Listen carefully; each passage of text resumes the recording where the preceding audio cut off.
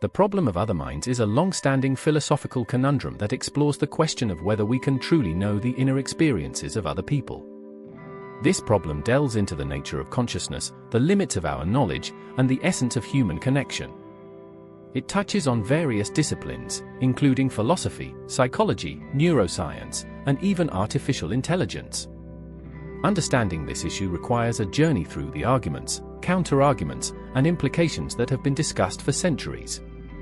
To begin with, the problem of other minds centers around the idea that while we have direct access to our own thoughts and feelings, we can never have the same access to the minds of others. Our understanding of another person's mind is always mediated by external expressions, such as language, behavior, and facial expressions. These indicators are, at best, indirect evidence of their inner experiences.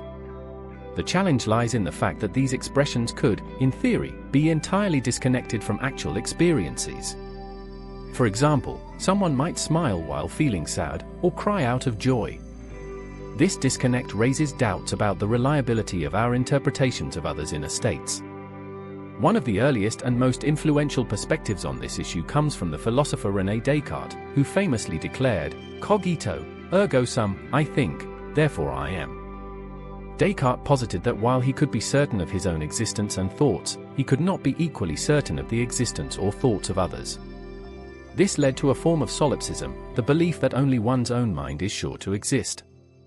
While Descartes himself did not fully endorse solipsism, his meditations laid the groundwork for the problem of other minds by highlighting the epistemological gap between one's own mind and the minds of others.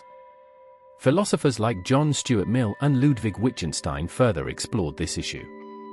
Mill suggested that we infer the existence of other minds through analogy. We observe others behaving in ways similar to our own when experiencing certain emotions, and thus conclude that they have similar inner experiences. For instance, when someone winces after touching a hot stove, we infer that they feel pain because we would feel pain in the same situation.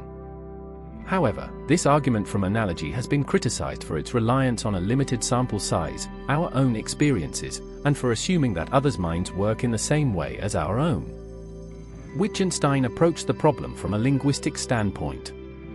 He argued that the meanings of words, especially those describing mental states, are rooted in public language practices. According to Wittgenstein, when we talk about our own pain or happiness, we are not referencing a private, inner experience but participating in a shared linguistic activity. This means that understanding others' minds is not about accessing their private experiences but about understanding the language games we play together. While Wittgenstein's view shifts the focus from private experience to public language, it still leaves open questions about the subjective nature of those experiences and whether linguistic understanding equates to truly knowing another's mind. The problem of other minds also intersects with psychological and neuroscientific research. Empathy, the ability to understand and share the feelings of another, is a crucial aspect of human social interaction. Psychological studies have shown that empathy can be fostered through various means, such as perspective-taking exercises and emotional sharing. Neuroscientific research has identified mirror neurons, which fire both when an individual performs an action and when they observe someone else performing the same action. These neurons are thought to play a role in understanding others' intentions and emotions. Despite these insights, empathy and mirror neurons do not provide direct access to others' inner experiences, but rather enhance our ability to infer and resonate with them. Artificial intelligence and the development of social robots have added another layer to the problem. As machines become more capable of mimicking human behavior and even passing the Turing test, which measures a machine's ability to exhibit intelligent behavior indistinguishable from a human, questions arise about the nature of machine minds. Can a robot truly have experiences, or is it merely simulating responses based on complex algorithms? If we struggle to truly know human minds, understanding or attributing a mind to a machine becomes even more contentious. The development of AI challenges us to refine our understanding of consciousness and the criteria we use to ascribe mental states to others. In addressing the problem of other minds, some philosophers have turned to phenomenology, the study of structures of consciousness from the first-person perspective. Phenomenologists like Edmund Husserl and Maurice Merleau-Ponty emphasize the intersubjective nature of experience. According to Merleau-Ponty, Our perception of others is not a detached observation but an embodied interaction. We are always already in a world with others, and our understanding of their minds is intertwined with our lived experiences. This relational view suggests that while we may never fully access another's inner world, our mutual existence and shared experiences provide a foundation for meaningful connections. The ethical implications of the problem of other minds are profound.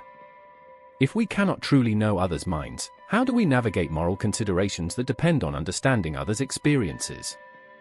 Ethical theories, such as utilitarianism and deontology, often rely on assumptions about others' well-being and intentions. Acknowledging the limits of our knowledge necessitates a humble approach to ethical decision-making. It calls for a focus on empathy, active listening, and the recognition of others' autonomy and dignity. Additionally, it highlights the importance of creating social and political structures that respect and protect individual experiences and perspectives.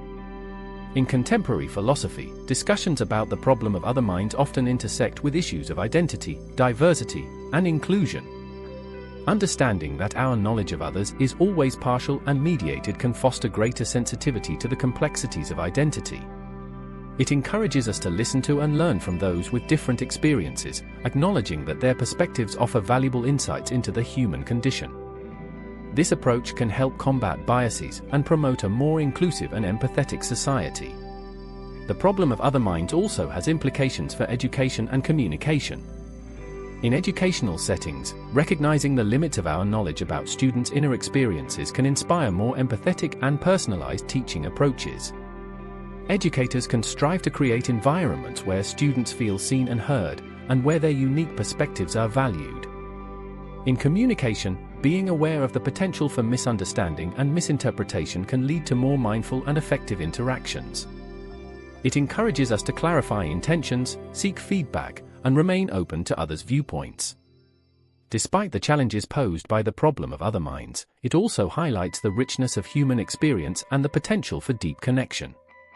While we may never fully know another's mind, the effort to understand and connect with others can lead to profound relationships. Literature, art, and other forms of creative expression provide windows into the diverse ways people experience the world.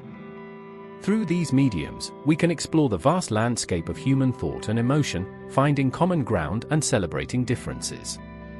In conclusion, the problem of other minds is a multifaceted philosophical issue that touches on fundamental questions about consciousness, knowledge, and human connection.